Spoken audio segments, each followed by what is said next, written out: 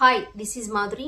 Smart phone ఉంది, internet ఉంది, యూట్యూబ్లో వీడియోలు పెడితే చాలు డబ్బులు సంపాదించవచ్చు. ఇదే ఆలోచనలో చాలా మంది యువత యూట్యూబ్ వైపు అడుగులు వేస్తున్నారు.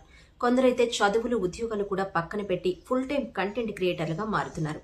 కానీ ఇప్పుడు యూట్యూబ్లో వస్తున్న మార్పును చూస్తుంటే అసలు కంటెంట్ క్రియేటర్ల భవిష్యత్ ఏంటి, యూట్యూబ్లో మనం అనుకున్నంత ఈజీగా సంపాదించగలమా అనే ప్రశ్నలు వస్తున్నాయి.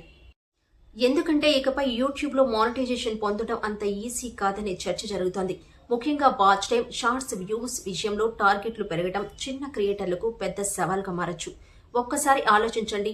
ఒక వీడియో చేయాలంటే కెమెరా కావాలి, లైటింగ్ కావాలి, ఎడిటింగ్ చేయాలి, దానికి సమయం కేటాయించాలి. ఇవన్నీ చేసిన తర్వాత ఆ వీడియోకు వ్యూస్ వస్తాయో రావో కూడా తెలియదు. వ్యూస్ వచ్చినా మన దేశంలో వచ్చే యాడ్ రెవెన్యూ అంత ఎక్కువగా ఉండదు. అంటే కష్టానికి తగ్గ ఆదాయం రాకపోవడం కూడా చాలా మంది క్రియేటర్లను నిరుత్సాహపరుస్తోంది. ఇక ఇదే టైంలో పెద్ద సంస్థలు, స్టూడియోలు మాత్రం భారీ టీంతో, భారీ బడ్జెట్తో కంటెంట్ క్రియేట్ చేయగలుగుతున్నారు.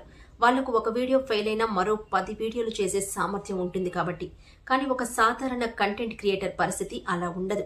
కెమెరామాన్ నుంచి ఎడిటింగ్ వరకు అన్ని తనే చేసుకోవాలి. 1-2 వీడియోలు ఫెయిల్ అయితేనే మోటివేషన్ చాలా వరకు తగ్గిపోతుంటుంది, డీలా పడిపోతారు.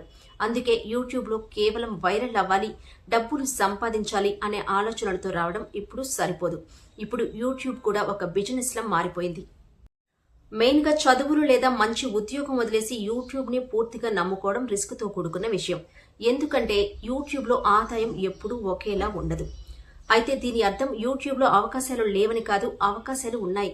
కానీ వాటిని అందుకోవాలంటే కంటెంట్తో పాటు పక్కా ప్లానింగ్ కూడా ఉండాలి. ఫైనల్గా ఒక్క మాటలో చెప్పాలంటే యూట్యూబ్ను అదృష్టం మీద నడిచే గేమ్లా కాకుండా ఒక బిజినెస్ లా చూడాలి. అప్పుడే ఇక్కడ లాంగ్ టర్మ్ నిలబడగలం. లేకపోతే వ్యూస్ కోసం పరిగెత్తి చివరికి సమయం, డబ్బు రెండూ పోగొట్టుకునే పరిస్థితి కూడా రావచ్చు. Thank you.